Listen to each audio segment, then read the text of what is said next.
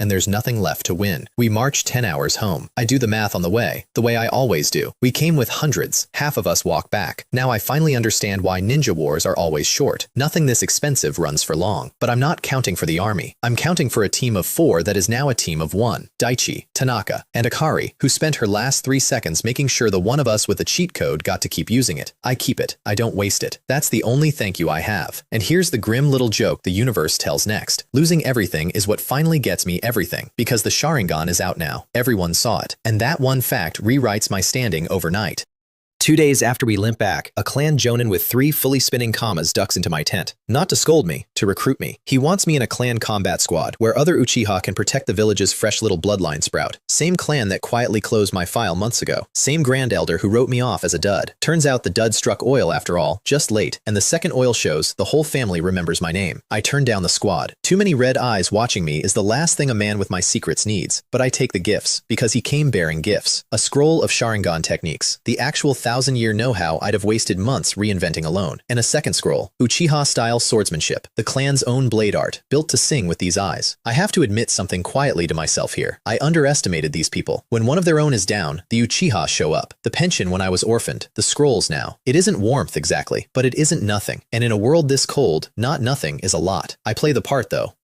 Since everyone believes I awakened from watching a friend die, I let the grief sit on my face a beat longer than it needs to. Commit to the bit. And on his way out, he drops the last thing. Get ready. In 2 months, the clan is putting you in the Chunin exams. So there it is. Half a year ago, the Chunin exams were a distant rumor. Now they're a date on a calendar, and I'm the only one left of Team 17 to walk to them. I spend those 2 months the only way I know. I grind, but smarter. The eyes are exposed, so I stop rationing them. I keep them spinning for hours to farm progress cheap and pour the saved chakra into everything else. The eyes cheat hits its next tier and gets dramatically stronger. My new Uchiha blade style climbs to catch my old one. I learn a proper Sharingan genjutsu off the scroll. The whole build finally clicks into one machine, and the machine is fast. Then they send me home to Konoha to prep, and I get to cash in the oldest promise I ever made myself. Because for months, my entire diet was cardboard, ration pills, sadness in tablet form. I ate 1,000 servings of despair to buy grind hours, and my stomach still hasn't forgiven me.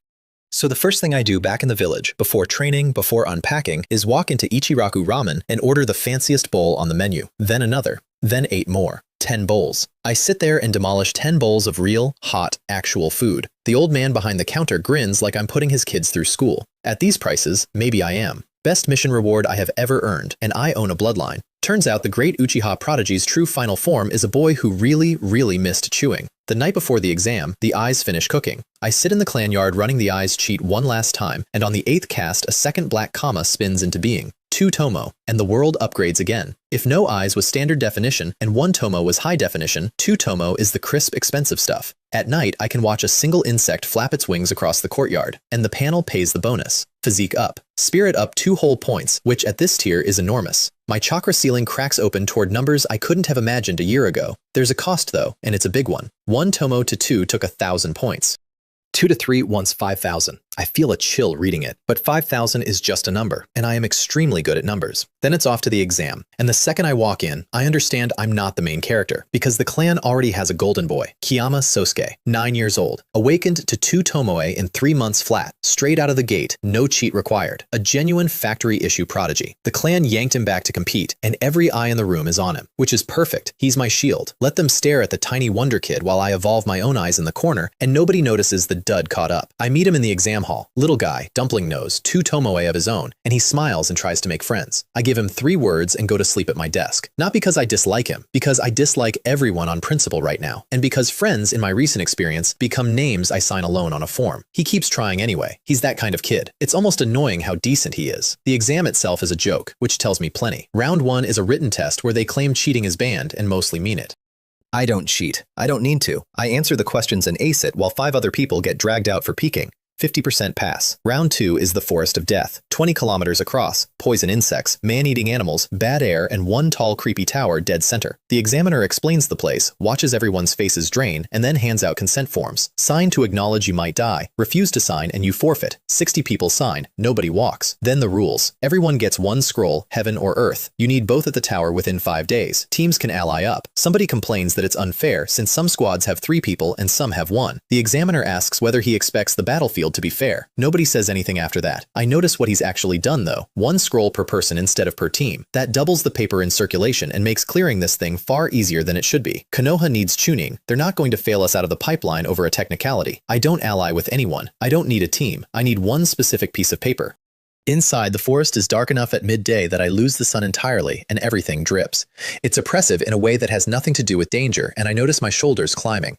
Then I remember I've been sleeping in a war zone for months, and the feeling goes away. I find the nearest entrance gate, check the ground, and get lucky. Fresh tracks. 3 people, heading northwest, not long gone. I follow. A white-haired ape decides to hunt me on the way. I don't want the noise, but the thing is built for this forest, and I can't shake it, so eventually I stop being polite and kill it. That noise is the mistake. Somebody hears it. I keep moving, and I walk face first into a genuinely gorgeous trap. Kunai from every angle, all my escape lanes sealed, the kind of ambush that ends most ninja where they stand. I even take a second to admire it out loud. Nice trap. Then my 2 tomoe map every blade in the air, and I slip through all of it without a scratch. The trapper turns out to be a Nara, Kensho, the clan with the shadow technique and the highest average intelligence in the village, which explains why the trap was surgical. He calculated my landing spot off a thrown kunai. Very clever. Very useless against a man who sees a half-beat into the future. I burn his cover with Phoenix Fire. Pin one teammate with a kunai 3 inches above the skull as a message. Drop the other into a genjutsu with a look. And then I just stop, because the Nara is smart enough to fold. He throws down all 3 of his scrolls and concedes, and I take exactly one. The Earth scroll I needed. Nothing more. His whole team was gambling that I wouldn't be greedy, and they read me correctly. I don't take what I don't need. I take the win and go. He watches me leave and tells his shaken teammate the thing that actually matters. It's not the Sharingan that's strong, he says. It's Kiyama Renjiro. Smart kid. I hope he lives. I reach the tower before dark on day 1. The place is empty. Not even a motivational plaque on the wall yet. So I find a corner, sit down, and start grinding. Because 5 days of guaranteed safety is the single best training environment I have had all year. Sosuke arrives 10 minutes after me. Of course he does. He tries to strike up a conversation a few times over those 5 days, sees me buried in it, leaves me alone. He's polite even when nobody's watching, which is genuinely the most alien thing about him. 28 of us make it in total. Nara Kensho's team walks in the next morning, whole and intact, which pleases me more than I expected. Being smart still pays, even in a rigged forest. Then comes round 3, and this one isn't a joke. A one-on-one tournament. Random draws. Anything goes. You win when the other person surrenders or dies, and the examiner only steps in once it's decided. Everyone shivers. I don't. My first match ends before it's a match. A wall of shuriken to force his guard. Flicker in, knee him across the room. He flips back to his feet and makes the one fatal mistake. He looks at my eyes. He wakes up with a blade at his throat, stammering surrender. Under 2 minutes on the clock, maybe 15 seconds of actual fighting. The crowd gasps. So fast, so amazing, the usual. The jonin watching don't gasp, they see it clean. It wasn't fast because of magic. It was fast because I have a war's worth of experience packed into an 11-year-old, and the eyes just close the deal. And one man in that room has to physically sit up and rebuild his opinion of me. It's the clan Jonin who once stood outside my window at night and reported that I was a dud. The same man who handed me my parents' pension and privately wrote me off. He watches me end a fight in 15 seconds and thinks, with some embarrassment, that the clan has been so busy staring at Sosuke that nobody bothered to look at this one. Note to self, he decides, tell the Grand Elder to actually watch this boy. Yeah, now you watch me. Where was all this attention when I was eating cardboard? I crush the next rounds the same way. Fast, cold, over. Second round, a bye. Third round, a boy who's good at close combat and lightning. I already watched him fight from the balcony, so the whole match is an open book exam. I bait him into a counterattack, let him commit, and end it with a genjutsu before his hand finishes moving. He wakes up with the examiner standing over him, and the golden boy does the same on his side of the bracket. Sosuke carves through everyone with a sword and a smile, and I watch every match he fights the way you'd study a manual. I clock his style early. He uses the clan blade art, same as me, but his is a full rank below mine, which surprises me, and I file it. I also notice he never uses his full kit unless he has to. Against the Nara, he spends the entire first half just testing, refusing to commit until he's mapped the man completely, which is exactly what I do. That's the part that makes him dangerous. Not the talent, the patience. By the halfway mark, a blind man could see it. This tournament has 2 real contestants. We lock eyes across the hall, and for the first time since I woke up on that floor, there's a fight in front of me that I actually want. Not for survival, not for a scroll, for the simple, stupid human reason of finding out one thing. Whether 9 months of eating misery in tablet form made me better than the kid the whole clan calls a genius. I've spent this entire life refusing to want things. This one I let myself want. The final. Uchiha against Uchiha. And before the whistle, I do something that surprises even him. I ask if he wants to rest first, because this isn't life or death, because I don't need to kick a tired man to prove a point. He blinks, says no, and we go. We draw at the same instant and our swords slam together. And immediately the 2 years and the extra physique tell. I overpower him, take the initiative, and drown him in Konoha style. He can't counter. Every time he winds up for something, I cut it off, clean, because I know these moves. And he figures out why. I'm Uchiha too. I know the clan blade. So I stop hiding and stack my Uchiha style on top, and now he's just surviving. He scatters caltrops to break my rush, so I change lanes and spit a great fireball. He answers with his own, faster hand seals than mine, and the two collide and blow the hall sideways. Then it's a blizzard of thrown steel, kunai meeting kunai in midair, and I edge it.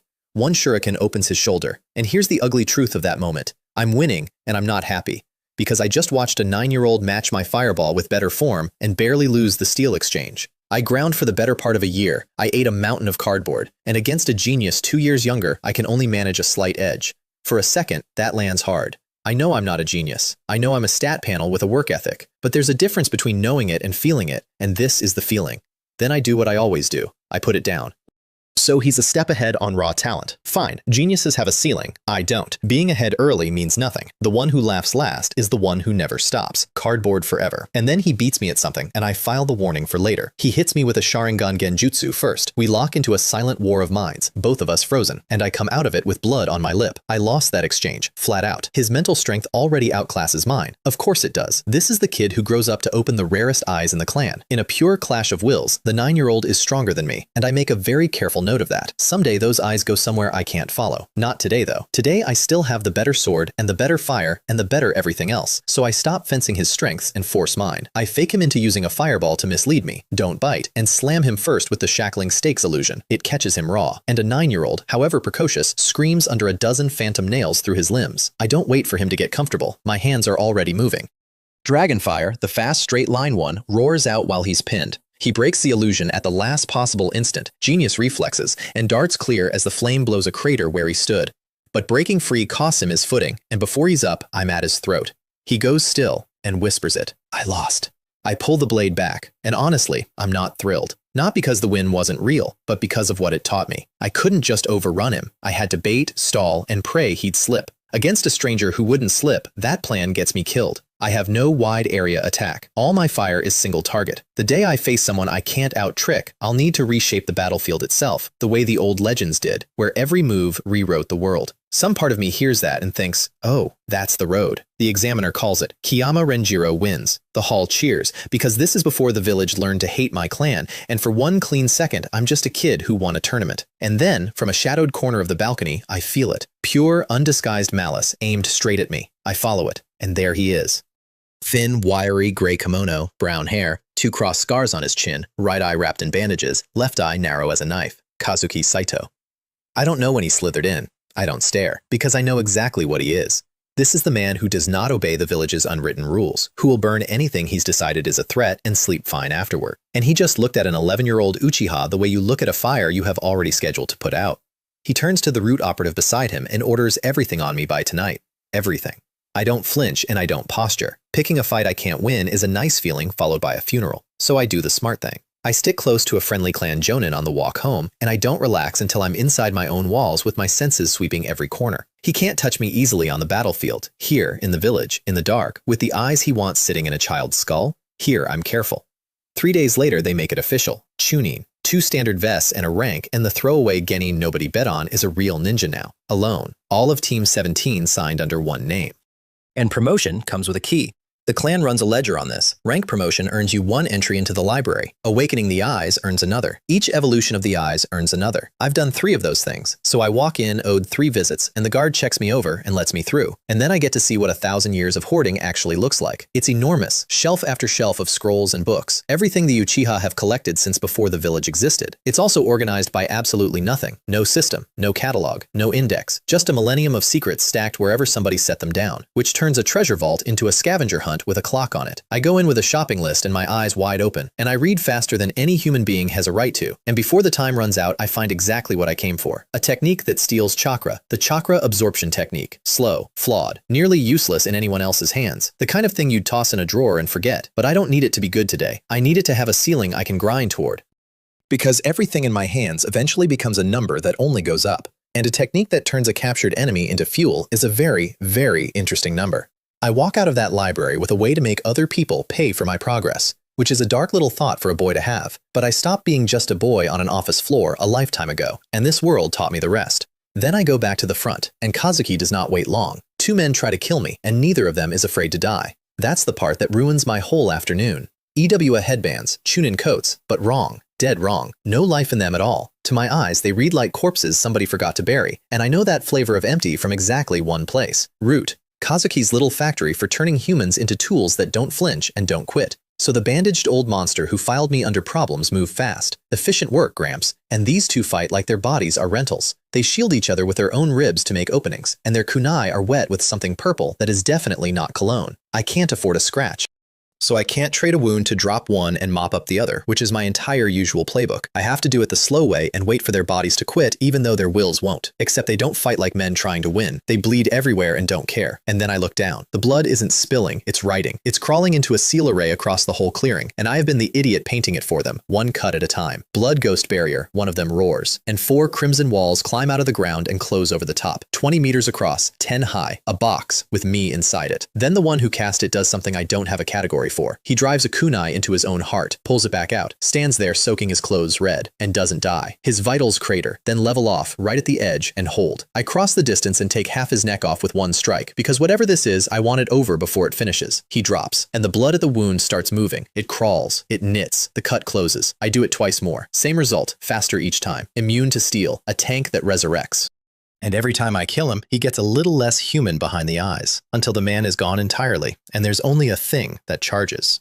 The other one uses him as a shield and attacks from behind it, and I genuinely do not know how many times I put that body down. I stop counting. I try illusions on it. Nothing. There's no mind left in there to catch. The only thing keeping me alive is that my sword work is good enough that neither of them can land the poison. But I notice one thing. Every time I kill the blood ghost, the dome dims. Slightly. Barely. But it dims, which tells me the barrier and the monsters are the same system. 2 ends of one technique. Kill the ghosts enough times and the walls have nothing left to run on. So I stop swinging steel and start burning chakra. Fireworks. Not well, but it works, which is a relief bordering on joy, because a thing immune to blades and jutsu both would have been my grave. I stop rationing anything. I cycle all 3 fire techniques through both of them over and over, and each death takes another slice out of the walls. Then I hit the dimmest wall with the biggest fireball I own. A crack, then another.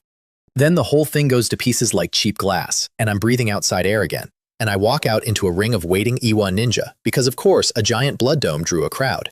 I cut my way out. Barely. It cost me a stab to the side that my healing paper's over, and 2 hours of running before I lose them. Here's what I file away, and it changes how I move forever. A backwater Black Ops squad just pulled a barrier out of a hat that I had never even heard of. My memories of this world are a corner of a corner. If Root has that, every village is hiding worse. Assume nothing. Trust the panel, not the story I think I know. I make the rendezvous, and it takes an hour of careful questions before I'm sure of what happened to everyone else. Then I pull Sosuke aside, away from the others, and ask whether anything unusual happened to him during the fight. He says no.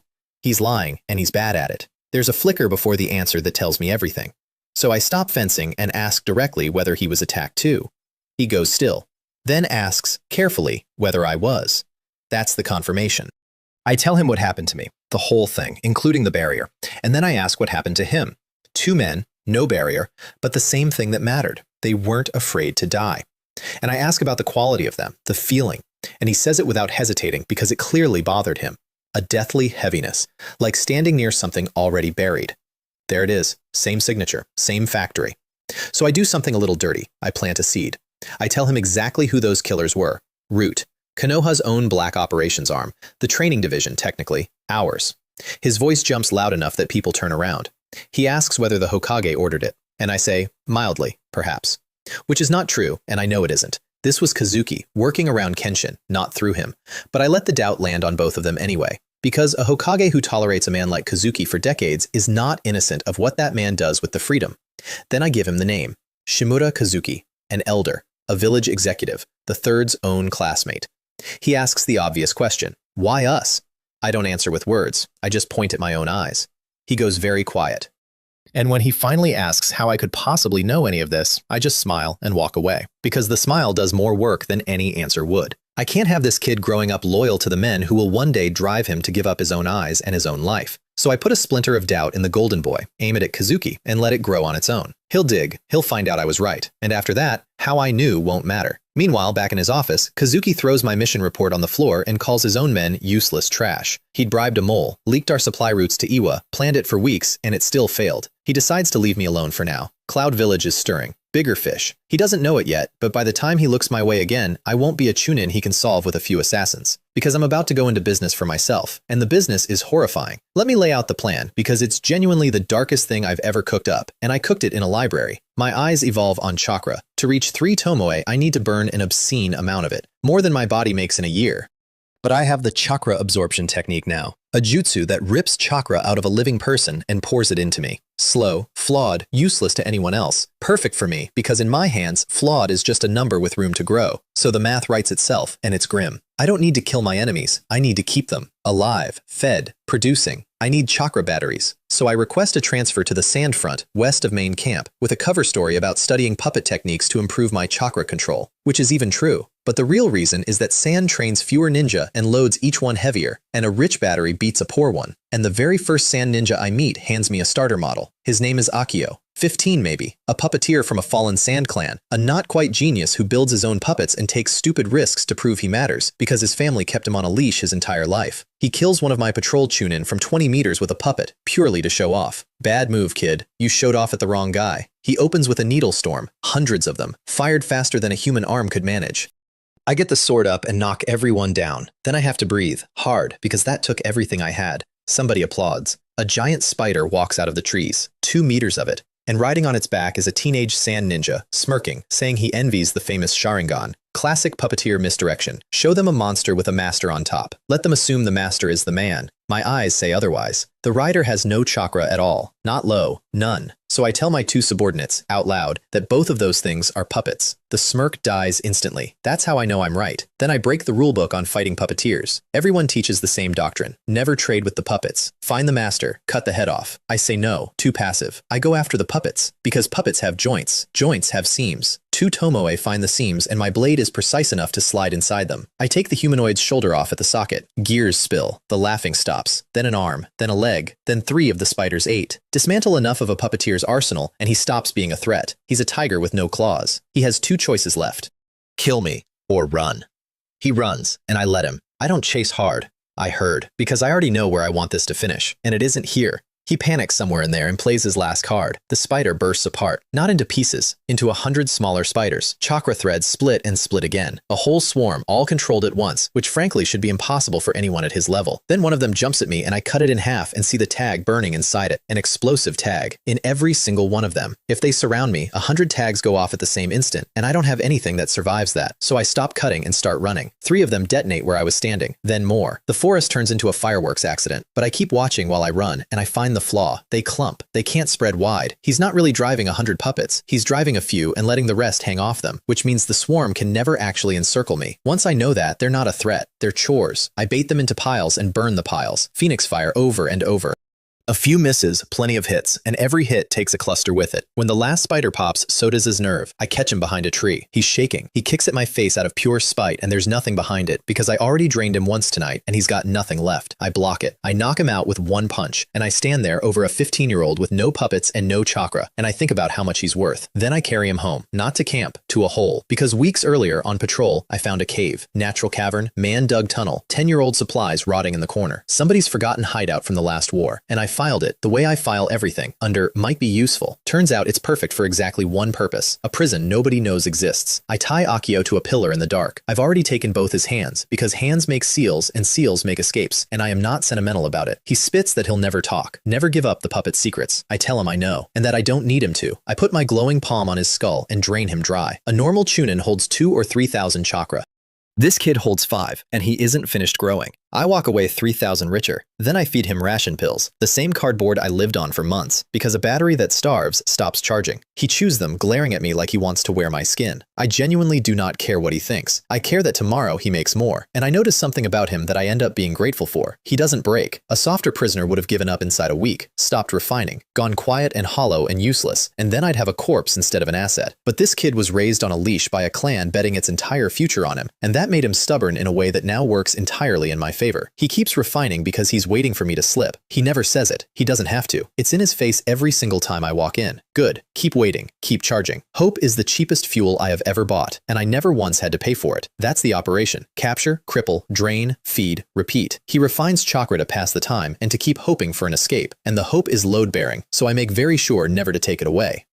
A hopeful battery keeps charging. A hopeless one goes dark, and then I've lost my dairy cow. I know how that sounds, believe me. 6 months ago I flinched at killing a bandit. Now I'm running a private chakra dairy out of a war crime cave, milking a captured teenager to feed my eyeballs. This world did some of that. I'd be lying if I said it did all of it. Some of it was just me, doing the math, refusing to leave good chakra on the table. But one battery is a hobby. I want a farm. And a farm needs me to be in 2 places at once. So I learned the shadow clone technique, and it solves everything. Most ninja never use shadow clones in a real fight, because a clone splits your chakra and burns it fast. Terrible in combat, but I don't want it for combat. I want an alibi. I make a clone, leave it wearing my face at main camp, doing my patrols and my chores, and I go live in the cave running the prison. When something happens up top, the clone pops and dumps its memories straight into my head. I'm never late. I'm never missed. I'm in 2 places forever, and one of those places is a dungeon.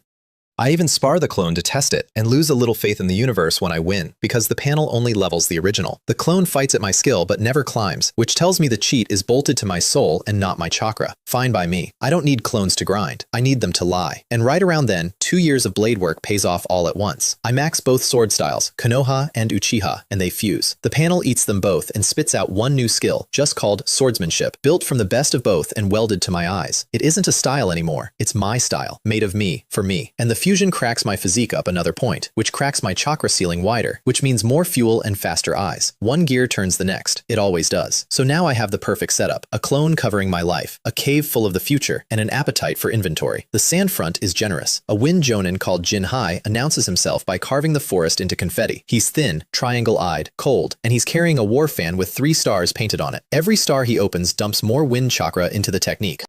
He opens one to say hello, and the trees between us come apart. The blades themselves are invisible, pure vacuum. The only reason I survive the first exchange is that my eyes catch where they bruise the air on the way in. I tell my 3 subordinates to take the other 4 and leave the jonin to me, and then I walk into the storm, which is either confidence or stupidity depending on the next 10 seconds. It's confidence, barely. My blade finds every blade coming at me because I can see the seams in the wind, and I come out the other side of his technique close enough to be a problem. So he opens the second star. Now it's not a storm, it's a landscape edit. Trees don't lose branches, they leave the ground. The soil peels. I stop being brave and get out of the radius, and so does every other fighter on the field, because nobody wants to be standing in that. And we settle into the shape of the fight. He fans, I evade. I close, he blocks with the fan face and shoves me back with a wind palm that hits like a wall. I circle, he rotates that fan on one corner like a shield on a pivot, and my thrust screeches off it. He's genuinely excellent.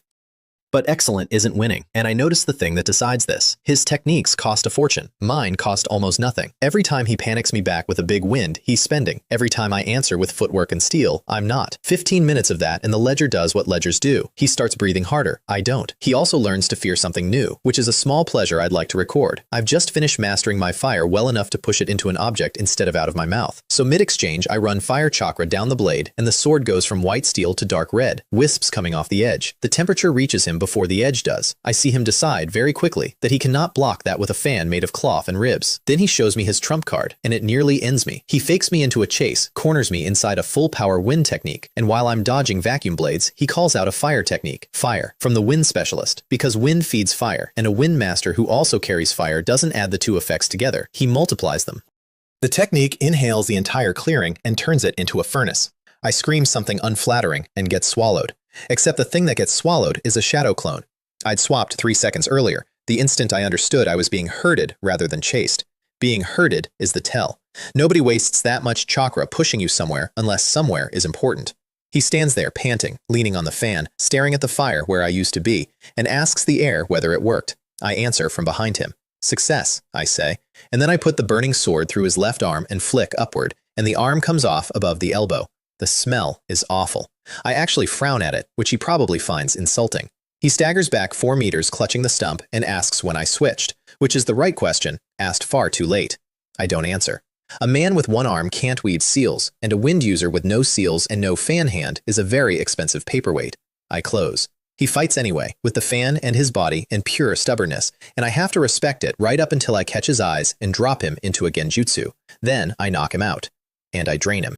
And then I do something that would have confused me a year ago. I heal him. I close the arm properly, stop the bleeding, make sure he's stable and going to survive the night. Because dead, this man is worth nothing. Alive, at full charge, he's worth 8,000 chakra. My own chakra is nearly empty by then, because I've been throwing clones around like a rich man, but I make one more anyway and send my new appliance to the cave. And I don't kill him. I heal him. I stop the bleeding on the arm I just removed, because a corpse produces nothing, and this man is worth 8,000 chakra at full charge. Then a shadow clone carries my new appliance to the cave. I don't kill the useful ones anymore. I collect them. When the field's too crowded to grab someone clean, sure, they die, and it annoys me like watching money burn. But when I can take one quiet, into the dark he goes. Hands off, chakra flowing. Another cow in the barn. Before long, the cave isn't holding one prisoner. It's holding a rotation. Sand ninja mostly, then rock, then cloud once they drift into range. Different villages, same purpose. Shadow clones haul them in and stand watch.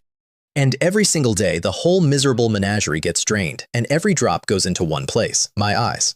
The operation scales into something that would horrify a war crimes tribunal and a logistics manager equally. I run multiple clones. They roam, hunt, and capture instead of kill, and they've done it so many times the cleanup is muscle memory. Erase the fight, take the bodies, vanish. I stop keeping everyone in one cave, because one cave getting found means the whole army walks free. So I spread them. Multiple hideouts, each stocked with charged batteries, clones ferrying chakra back to me like the world's worst bee colony. I sit at the center draining tens of thousands of chakra a day out of other people's soldiers and pouring all of it into the eye's cheat. And then my inventory revolts. It's a good revolt, honestly. I almost respect it. 9 of them work out, using nothing but eye contact and small body language over weeks of shared misery that I need them alive. So they coordinate. And one day, I put my hand on UCHIHA and pull out half the usual amount. Because he didn't refine. None of them did. They all just stopped.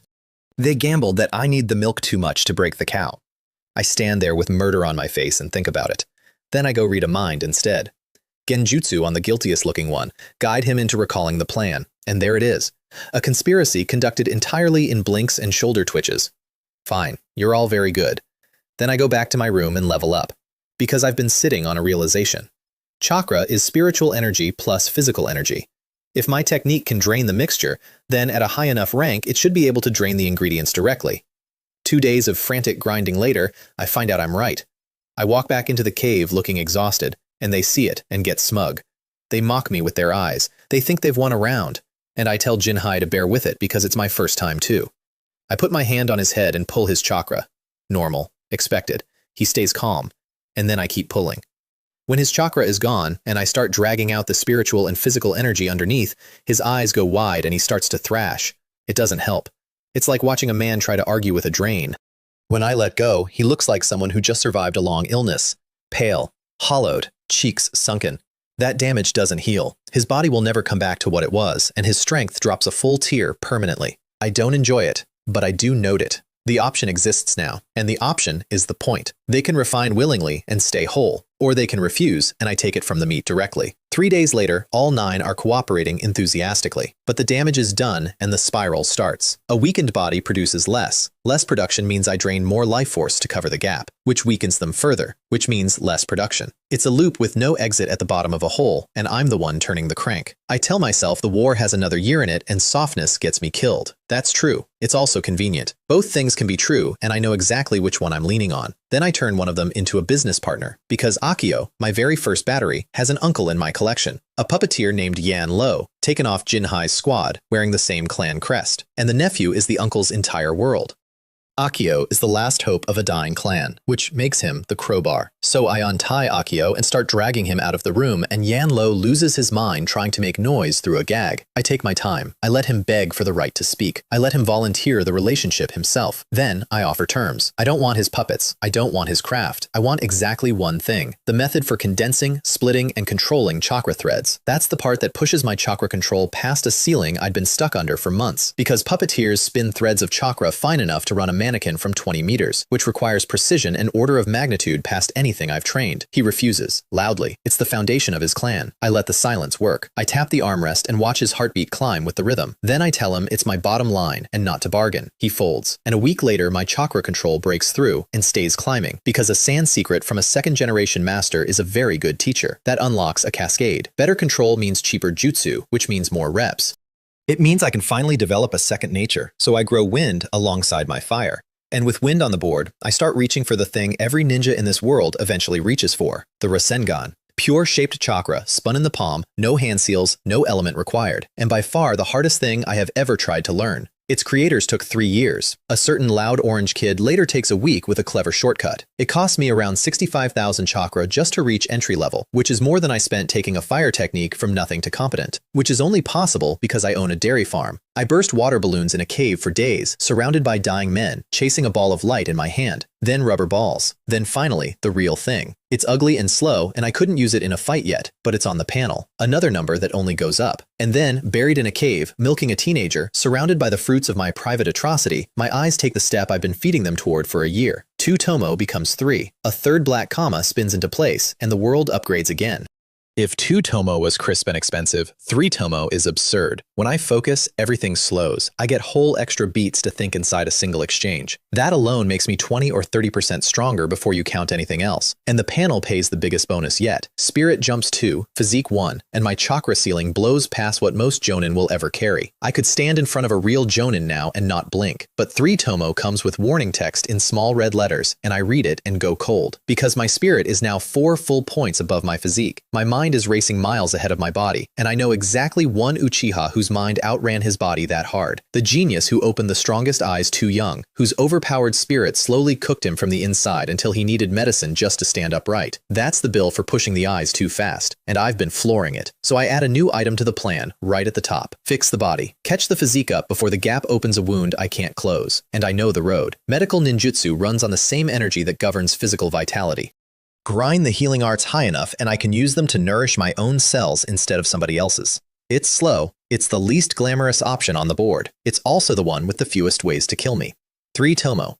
A chakra pool most jonin would envy. A prison network. Wind budding beside fire. A Rasengan in my palm. And a ticking clock in my own bloodline that I installed myself on purpose to get here faster. I'm one evolution from the Mangekyo now. The eyes that put a price on my entire clan. I promise myself I won't show them until Kazuki's in the ground. I don't get to keep that promise quietly. The clan verifies my new eyes, and the machinery starts turning.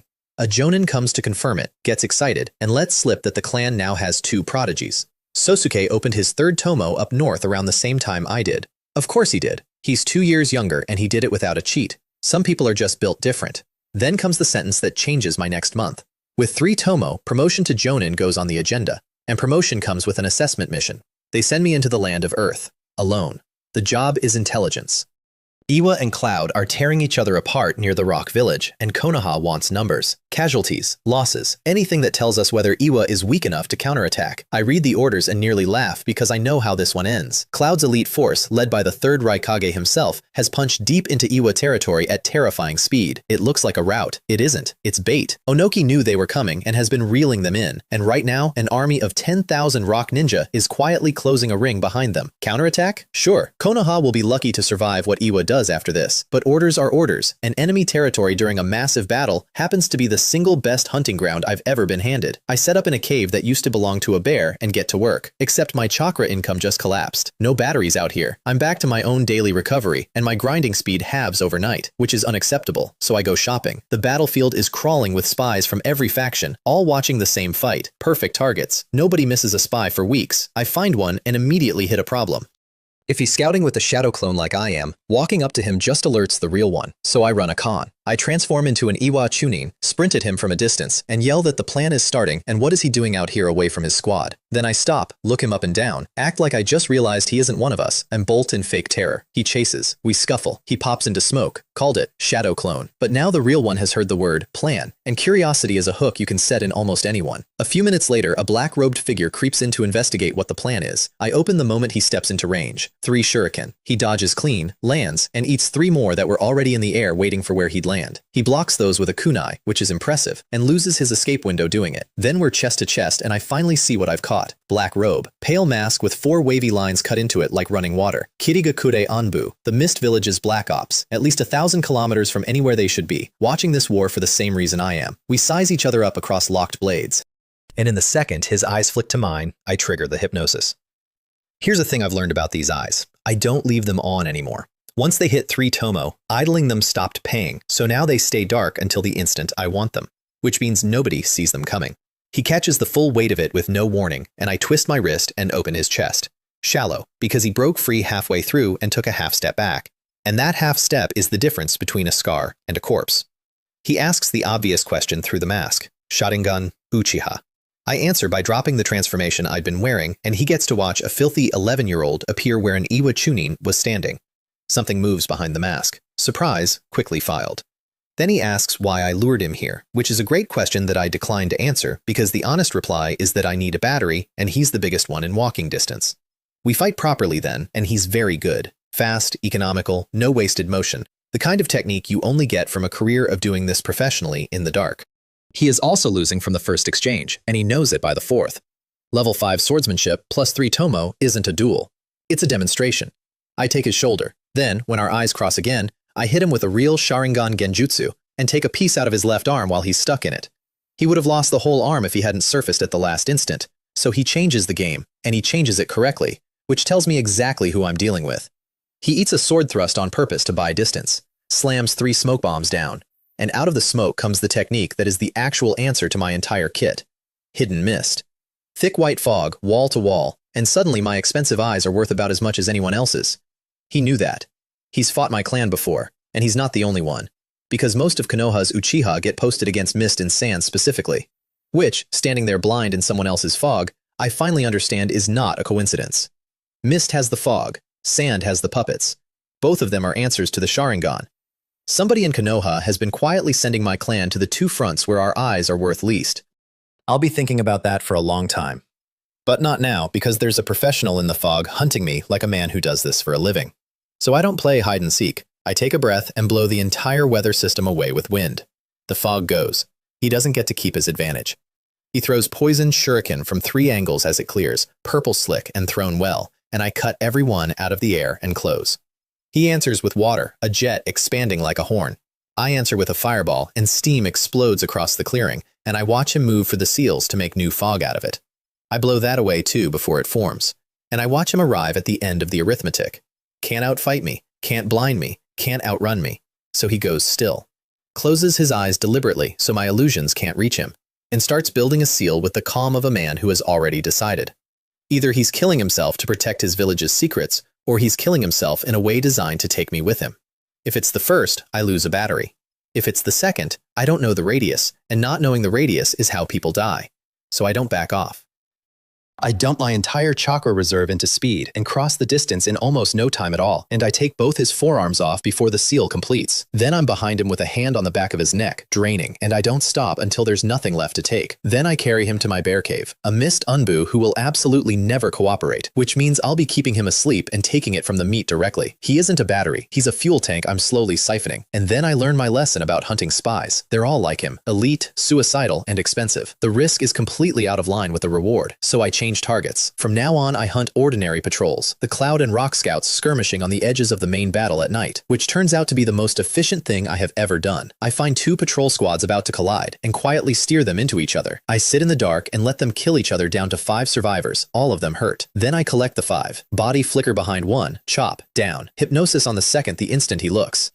The other 3 close their eyes to avoid my gaze, which is correct and also useless, because I put kunai through 4 of their arms and they open their eyes to scream. Clones catch the runner. Nobody escapes the woodland. And the beautiful part is the aftermath. Iwa arrives, sees a cleaned battlefield, and concludes Cloud took prisoners. Cloud arrives, sees the same, and concludes Iwa took prisoners. 2 armies, each blaming the other, both wrong. Nobody looks for a third party. I run that play again and again over 3 days. 8 more prisoners. My daily chakra income goes from decent to obscene. I pour all of it into one thing. The eyes cheat, because I've decided to push it up another whole tier while I'm rich, which will make every future point of Sharingan progress cost half as much. And while I'm doing that, the real battle finishes writing history. The ring closes. 10,000 Rock Ninja against Cloud's elite. The third Raikage figures out the trap, but too late. And Iwa's Jonin fight like men under orders to keep him on the field at any cost. He tears through them anyway.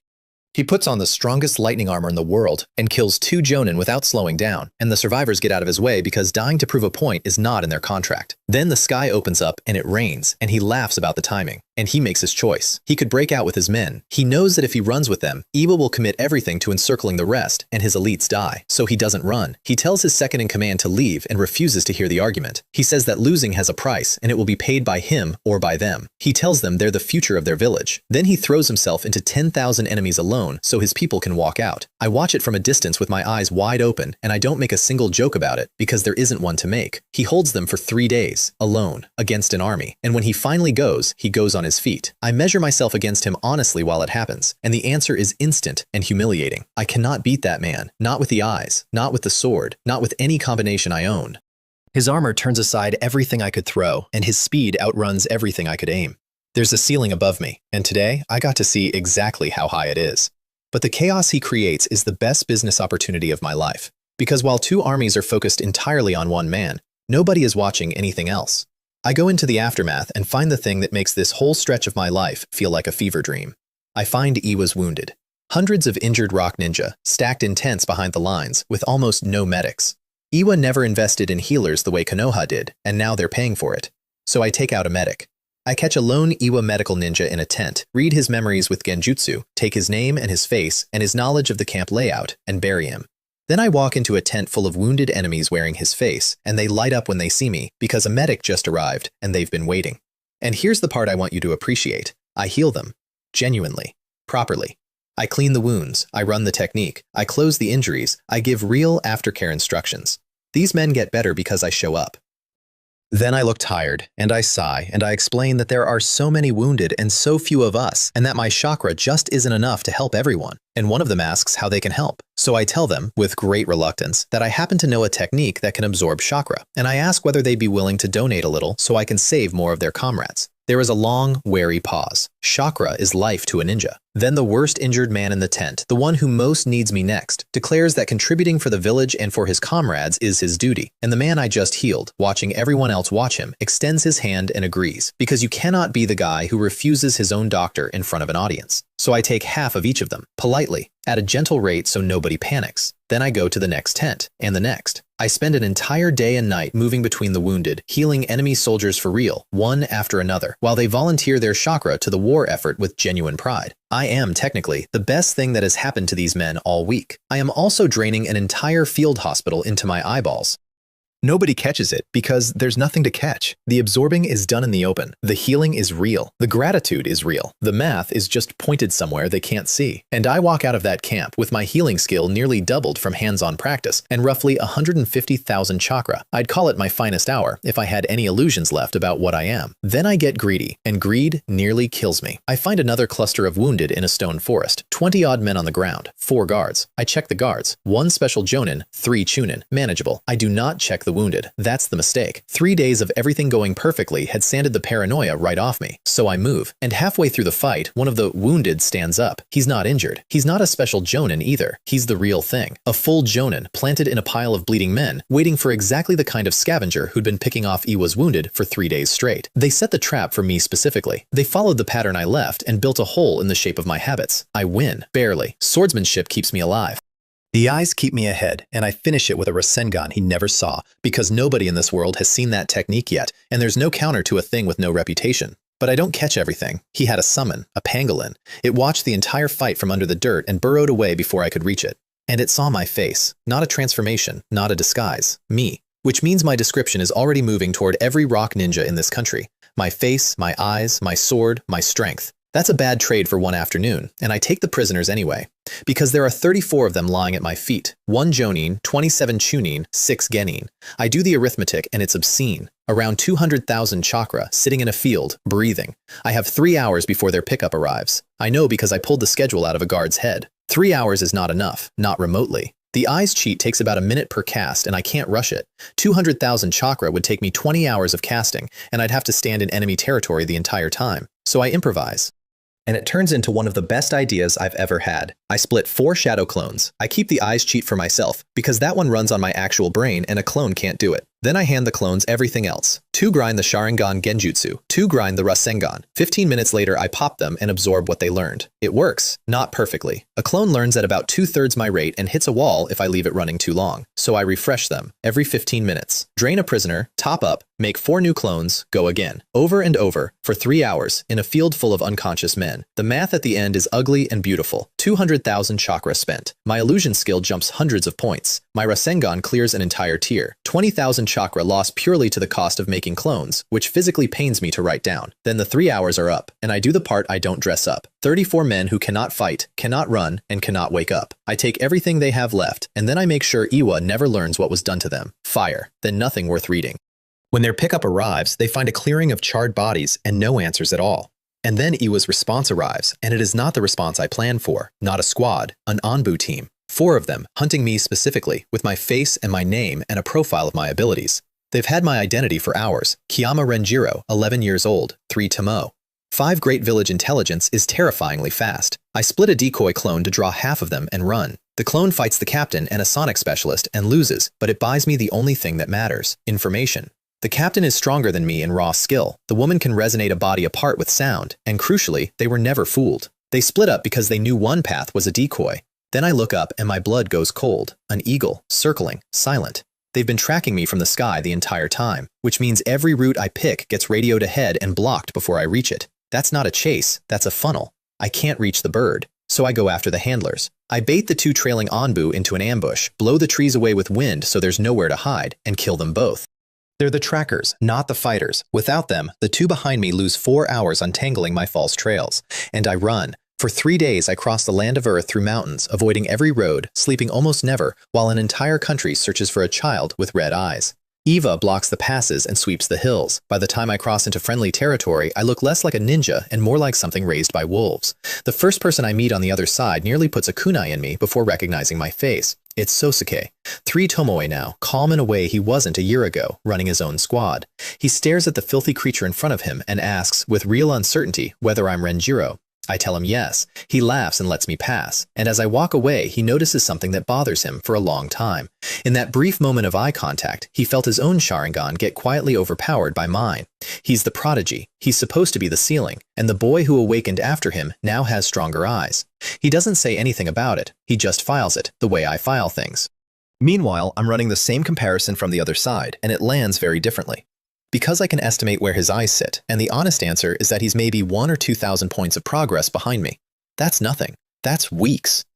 And I got my lead by industrializing human beings in a cave, by draining a mist operative down to the marrow, by walking through a field hospital of wounded men taking donations with a straight face. He got his by waking up every morning and being Kiyama Sosuke. If I stripped the cheat out tomorrow, he'd pass me inside a month and never look back. That's the thing I actually take away from this road, and it's not comfortable. My advantage was never talent. It was never even hard work, though I've done plenty.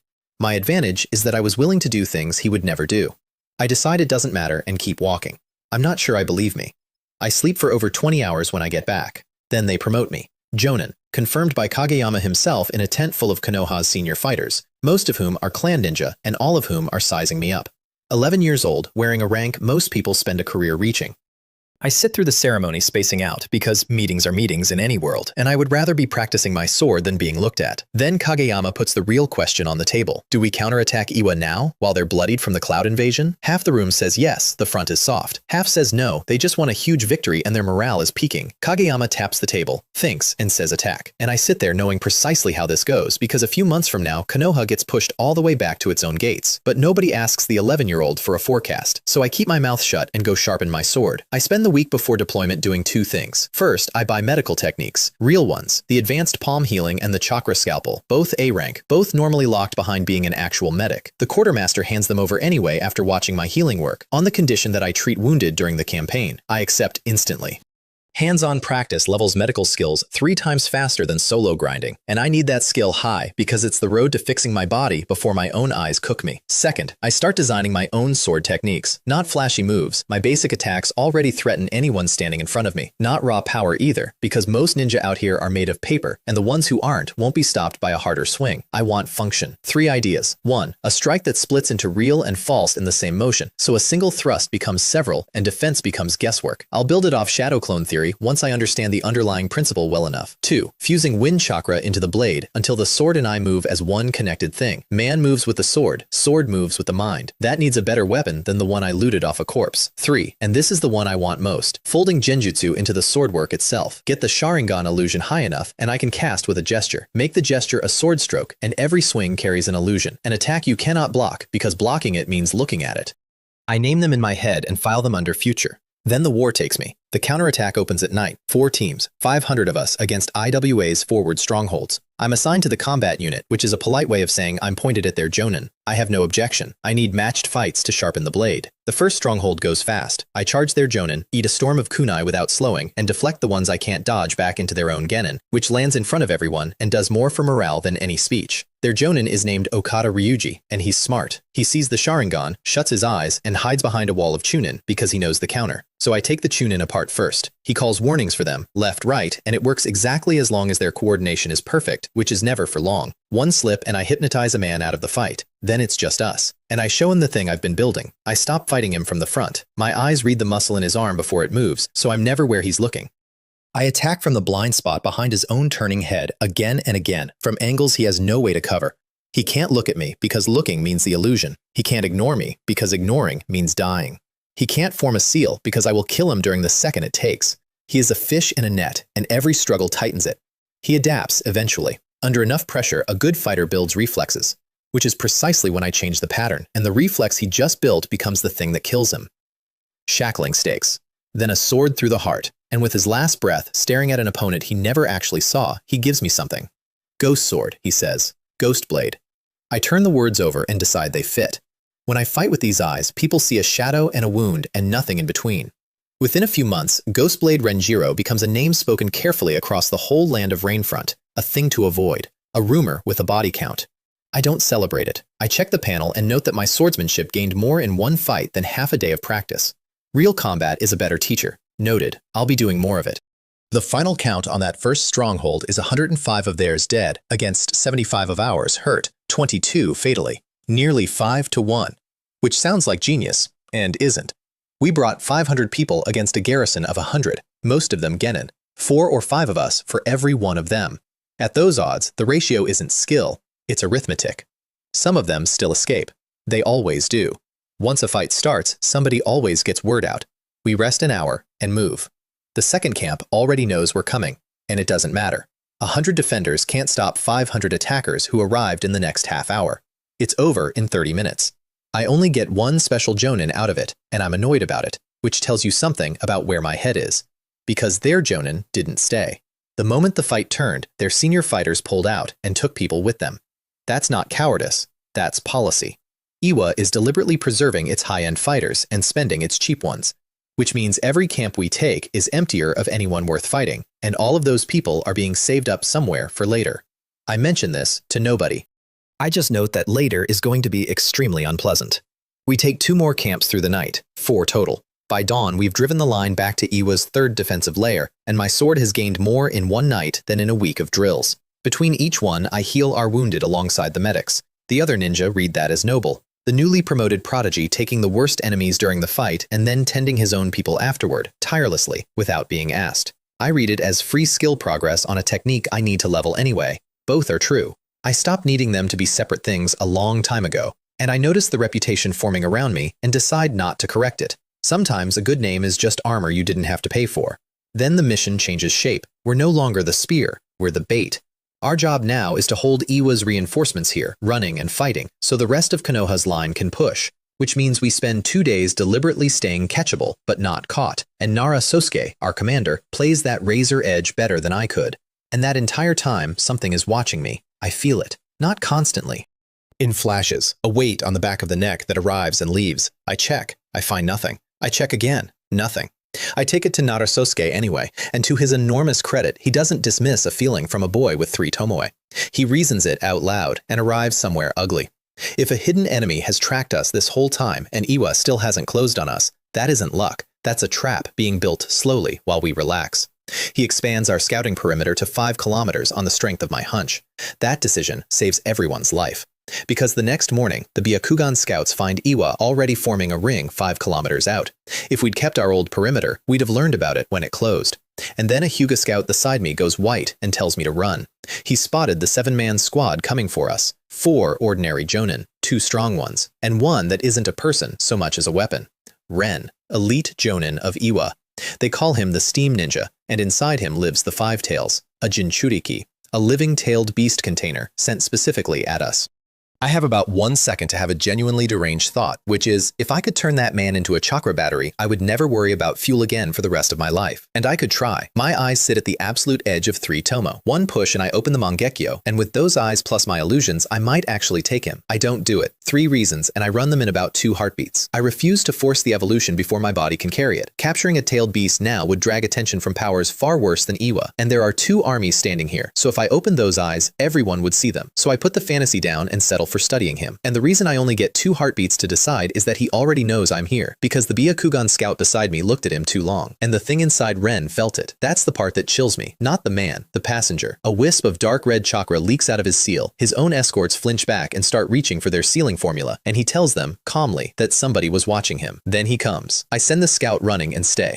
Because we can't both outrun this, and because I want to see what a Jinchuriki actually is. A wall of steam comes through the forest at me like a train. He's enormous, armored head to foot, scalding vapor screaming out of every joint, and he uses that vapor to accelerate. He doesn't go around trees, he goes through them. I open with kunai, 3 of them. He doesn't even dodge. He raises 1 forearm and lets them hit. Sparks. No damage. That armor turns steel like it's rain, so I switch to wire. 3 kunai trailing near invisible steel, thrown past him rather than at him, then drawn tight until he's bound where he stands. He solves it in a way I genuinely admire. He floods his own armor with boiling chakra, expands the plates, then lets them shrink. The wire loosens by a fraction, and he substitutes out through that fraction like an eel. I burn the wire anyway with dragon fire, then cut the technique early because I already know he's not on it. He comes out of my blind side hard enough to kill me. I'm not there. I saw the substitution. I take 1 clean shot at a gap in his armor as he passes, and he answers by venting superheated steam directly into my face. I get clear, mostly. My face and arms blister instantly, and the burning tells me exactly how badly this goes if he ever connects. Then he does the smartest thing a Jinchuriki has ever done in my presence. He stops. He backs off, watches me warily, and waits for his 6 teammates. He's stronger than me, and he still isn't gambling. That kind of discipline in a man with a monster in his gut is genuinely unnerving. But he can afford to wait, and I can't. So I run. And that becomes the strangest fight of my life. A chase where I control everything except the outcome. He accelerates. I let him nearly reach me. Then I turn and raise my hands like I'm casting an illusion, and my eyes push out enough pressure that his instincts scream. Every time, he drops his hat brim to block his vision. And every time, the instant he's blind, I switch. The seal I was building for an illusion becomes a fireball, or a wire trap, or a wave of ninja tools. I do it over and over. He's too wary of the eyes to look, and too committed to stop chasing, and the beast inside him is wary of my Sharingan too, which makes him hesitate at exactly the wrong moments. The strongest thing on the field, led around by the nose by a boy who never once actually cast the illusion he kept threatening. His 6 teammates don't even rush to help. They hang back and follow, because they've realized I'll lead them straight to Konoha's main force, which I know, and which I allow because my people already moved. The combat unit ambushes him when I bring him into the trees. Ninjutsu, tools, tags, all at once. And he tears a hole in his own seal and cloaks himself in the tailed beast's chakra, and every attack simply stops existing against it. 1 tail becomes 2. Horns take shape on his forehead. He picks a jonin and charges like a runaway locomotive, and our people scatter, because nothing we have will stop that. So I let them handle him and go take the 6. I gesture to my teammates to hold 5 and leave me the youngest looking special jonin. Then I take him apart in under 20 exchanges, which surprises me until I understand why. These 4 aren't fighters, they're the leash. Their entire purpose is a sealing technique to shove the 5 tails back inside Ren if he slips. Which means the escort protecting the monster is made of specialists who can barely fight. Good, I kill 3 of them. And then the man who has been watching me for 2 days finally comes out of the ground. A strange armored insect erupts under my feet, 2 meters long, 6 pointed legs, scaled with unnervingly intelligent eyes. It tries to swallow me. I blow half of it open with an explosive tag. Then it spits out a person. Yoshida Hiroki. the man who killed Akari. He's been riding inside that thing, in a pocket of space, hidden from every sensor and every Byakugan sweep, shadowing us for 2 solid days. The prying feeling I couldn't find. He's why Iwa always knew where we were. And he immediately shouts the one sentence that ruins the plan. That Konoha is running. That we're stalling. Ren doesn't waste a breath. He asks for the direction, gets it, and charges after our main force, smashing through an earth wall and the Jonin who raised it. Nobody can stop him. Everyone chases. And suddenly the clearing is empty except for 2 people. Him and me. I could leave. Iwa is closing in and staying here is stupid. I stay.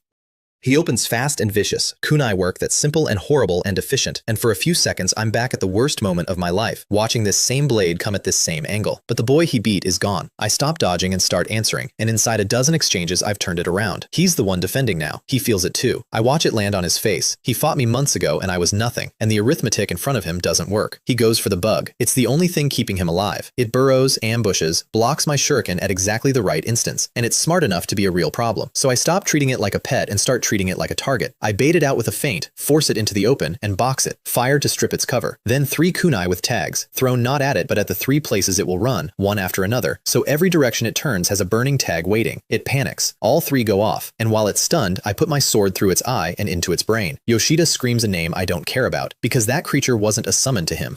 It was the thing that stayed after his teacher and squad died, the companion that carried him through his entire career. He built a life around it. I know exactly what that feels like. That's why I killed it first. He comes apart. He hurls a wind blade at me, nearly transparent, fast enough that dodging cost me my left arm nearly to the bone. And while I'm dodging, my eyes are recording. Hand seals, chakra flow, shape, the whole construction, start to finish. I have wind now, which means I have the foundation, so I copy it. The panel writes in a new skill mid-fight, unnamed because I don't know what he calls it. I name it myself, Wind Blade. He killed my teammate and taught me a technique in the same afternoon, and he'll never know he did either. Then I close, and it's over in pieces. His waist is open, his strength is fading. My arm is wrecked, and my swordwork doesn't care. I put a blade through his lower back, and he does the last thing available to a man with nothing left. He turns, grinning, and grabs for me with explosive tags already burning on his chest. "Let's die together," he says. I saw him place them. I saw the shift in his shoulder before he turned. I have 3 Tomo, and I have been reading this man's body for 10 straight minutes. Before his hand touches me, I put my left palm on his stomach, and the Rasengan goes off. He folds around it and flies backward, spinning, screaming something that gets swallowed when his own tags detonate in midair. When he lands, there isn't much left to identify. I stand there for a while. I don't feel triumphant. I don't feel clean. Akari is still dead, and this doesn't change one thing about that. There's no version of this where she's alive again because a man is Ash. But there's a weight I've been carrying since the day she pulled me out of the way of that blade, and it isn't gone. But it's finally set down. I told her I'd keep the things she bought me. This is what keeping it looks like. Then I go be a medic for a minute, because the war doesn't pause for anyone's grief. I dig a Konoha Jonin out of the wreckage where Ren flung him, half dead, organs ruined. My healing can't fix internal damage yet, but it can stop the bleeding and stabilize him, so I do. And he wakes up asking if I saved him. 4 Iwa scouts show up to finish him while we talk. He plays bait without being asked.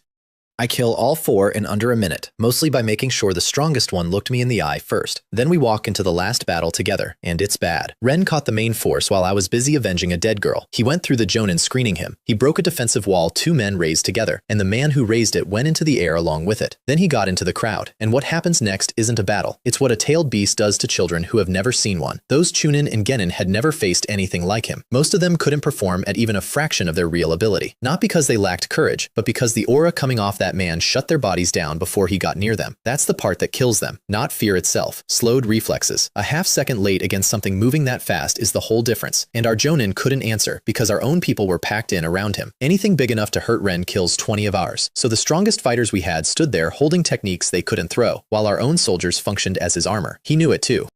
That's the ugly part. He used it. The only thing that slowed him at all was a handful of Nara binding his shadow in concert, all of them straining together to buy 30 seconds. They used those 30 seconds to peel the youngest ninja out of the pocket and push them onward, while the Jonin closed around him. And then, Iwa's encirclement arrived. So now 400 exhausted Konoha ninja are pinned in open ground against an army, with a monster loose in the middle of the formation. So I do the only thing I'm actually built for. I make myself expensive. I go through their Chunin like a rumor. 20 plus of them, none of whom ever see the blade that does it. Anyone who stands out gets found. After a while, their competent fighters stop being competent on purpose, because standing out is how you die. Then the order comes through the telepathy link. Reinforcements from the neighboring camp have arrived. Break northwest, all at once. The whole force pivots. Squads form around Jonin. and the men around me cluster to me specifically, because by now they know which name to stand behind. 2 Iwa Jonin, each leading 20, box us front and back. My squad braces for a fight to the death.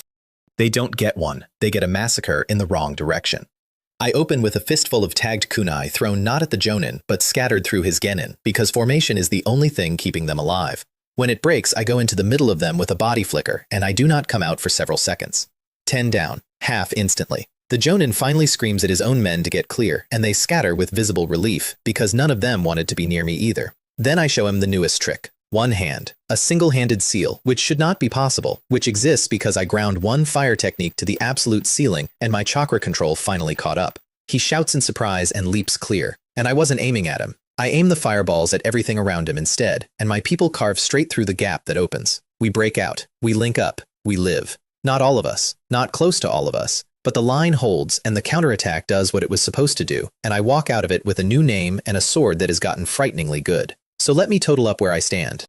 A year and a half ago, I was a dead office worker with garbage jeans and a screen nobody else could see. Today, I'm a Jonin at 11 years old. 3 Tomoe, evolved to the absolute edge. A sword style I built myself out of 2 others. Fire mastered, wind growing, a Rasengan in my palm, healing hands, and a stolen technique the man who taught it to me died mid-lesson. They call me Ghostblade on both sides of the front. I beat the clan's golden child. I outmaneuvered a Jinchuriki. I avenged the only person who ever spent her life to save mine. And I did it standing on a foundation I'd rather not look at directly. A cave full of hollowed-out prisoners. A field hospital I milked while smiling. A ledger I keep in my head and never say out loud. I'm not the hero of this. I stopped auditioning for that role somewhere around the second cave. Here's what's actually waiting. My eyes sit at the very last tick before the Mangekyo. One push and I open the eyes that made my clan a target for 1,000 years, and the moment I do, my mind outruns my body badly enough to start killing me from the inside. So I hold the trigger and race to fix the body first. Konoha is going to lose ground. I know it. In a few months, the front collapses toward home and everything gets worse. And back in the village, in an office nobody visits, a bandaged old man with one visible eye is still holding a folder with my name on it. He sent 2 ghosts to kill me, and they failed. He'll be back, and next time, he won't send Chunin. He thinks he's watching a promising Uchiha child. He's watching a man who has already decided how this ends, and who is currently 1 number away from having the eyes to do it. Let him keep the folder. Let him keep watching. I've got a stat panel he can't see, a farm he doesn't know about, and nothing left to lose but a body I inherited off a floor. He should have burned me while I was still small enough to burn.